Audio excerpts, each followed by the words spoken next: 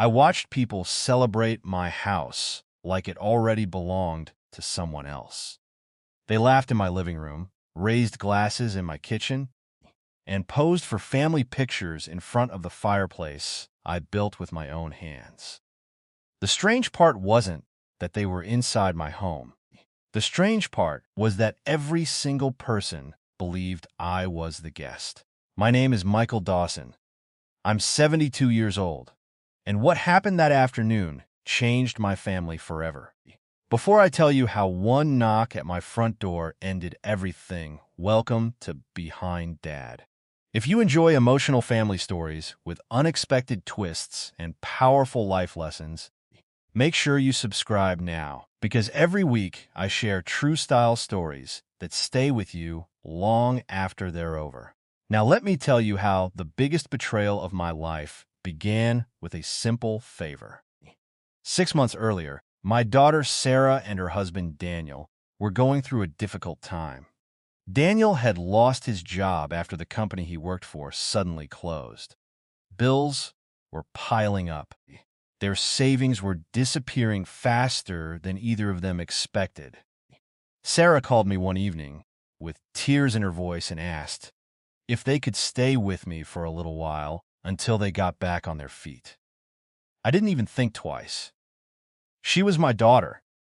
My home had always been her safe place, and I believed family should never have to beg for help.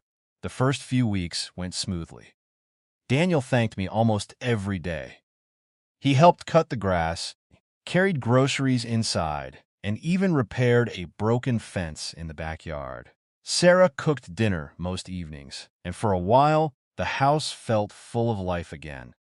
I truly believed we were helping each other. I enjoyed hearing laughter in rooms that had been quiet for years. Then little things started changing. It began with simple words that most people probably wouldn't notice. Whenever Daniel talked to friends on the phone, he would say, "Come over to our place sometime." The first time I heard it, I assumed he simply meant the place where they were staying. I ignored it. A few days later, I overheard him speaking to a neighbor outside. He smiled proudly and said, "We've done a lot to this house already." Something about that sentence didn't sit right with me. Soon those comments became more frequent. Delivery drivers were told where to leave packages because the owner was busy. Friends congratulated Daniel on his beautiful home, and instead of correcting them, he simply smiled. Every time it happened, Sarah looked uncomfortable. She would glance at me for just a second before quickly looking away. I could tell she knew something was wrong, but she never challenged her husband. I wanted peace more than an argument. One evening during dinner, Daniel casually mentioned repainting the guest bedroom. He wasn't asking. He was telling me. The next day, he started talking about replacing furniture in the living room because, according to him, the house needed a modern look. I reminded him politely that I liked things exactly the way they were. He laughed, shrugged his shoulders, and changed the subject. But something inside me told me this wasn't over. Over the next month, I noticed strangers walking through my backyard while I was gardening. Daniel introduced them as friends who wanted to see the property. The property. Not my house. Not Michael's home.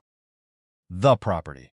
Every new word made it sound less like I owned the place, and more like I was simply living in someone else's plans.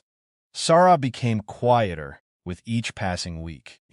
Sometimes I caught her staring at old family photos hanging on the wall.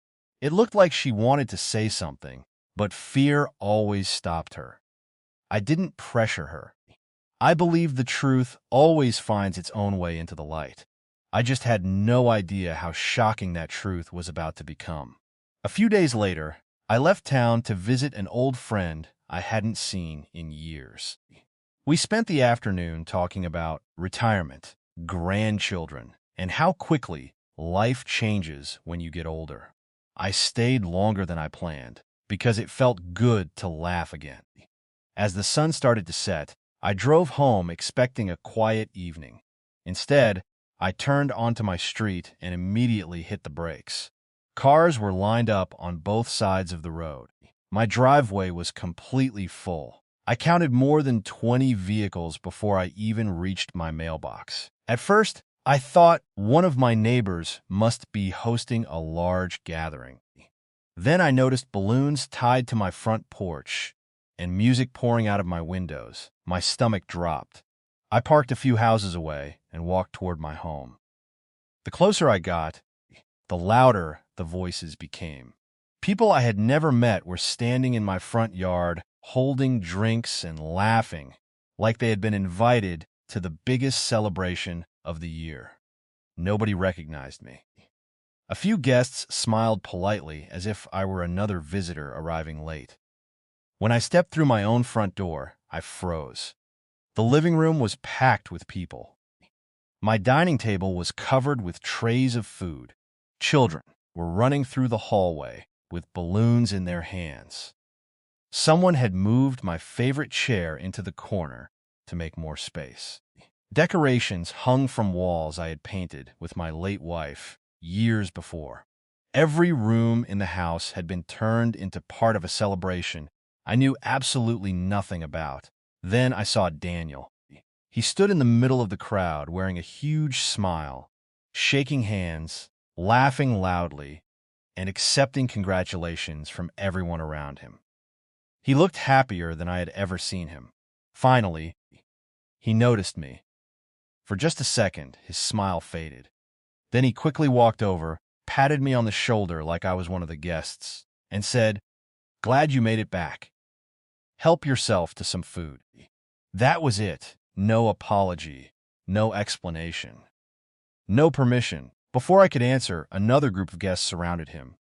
I stayed where I was and quietly listened. One man admired the house and asked how long Daniel had owned it. Daniel smiled without any hesitation. "We finally found the perfect place to settle down," he said proudly.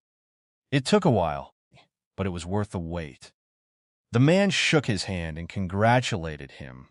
Daniel never corrected him. Not once. I looked across the room and found Sarah standing near the kitchen.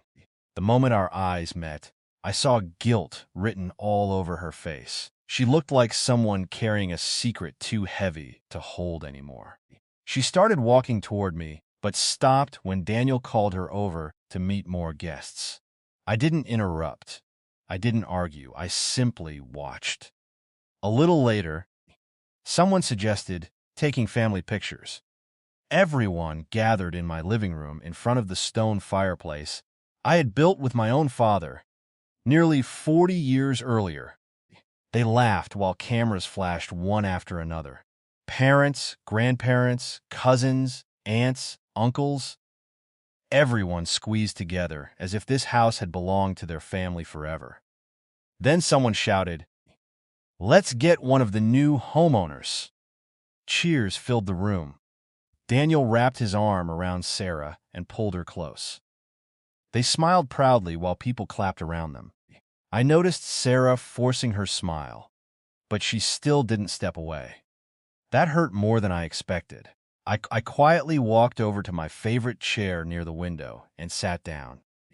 A few guests glanced at me with confused expressions, probably wondering why an old man looked so out of place inside his own home.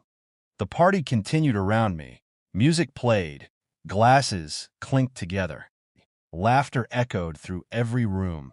Daniel continued giving little tours of the house, pointing out rooms as though he had spent decades building them himself.